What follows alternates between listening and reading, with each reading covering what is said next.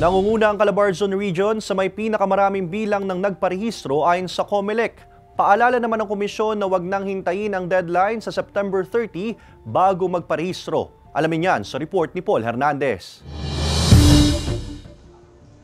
Pumapalo na sa halos 11,000 applications ang naitala ng COMELEC Batangas City nang magsimula ang voter registration nitong Pebrero. Gumagana nga raw ang pagbabara-barangay ng komisyon kaya't nahihikayat ang publiko na magparehistro. Nagkakaroon ng effect yung ating ginawa na satellite sa mga universities and sa office, regular lagi.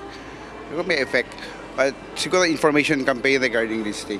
Bukod dyan ay dinadala pa nila ang pagpapatala sa mga mall. Nangunguna ang Calabarzon Region sa may pinakamaraming voter registrant sa bansa sa mahigit 439,000 na sinundan ng NCR sa mahigit 357,000. Sumunod ang Central Luzon, Central Visayas at ikalimang Davao Region. Ang bilang na ito patuloy pa raw madaragdagan ayon sa komisyon. Wala naman target. We just encourage you to exercise your right of suffrage or update the same.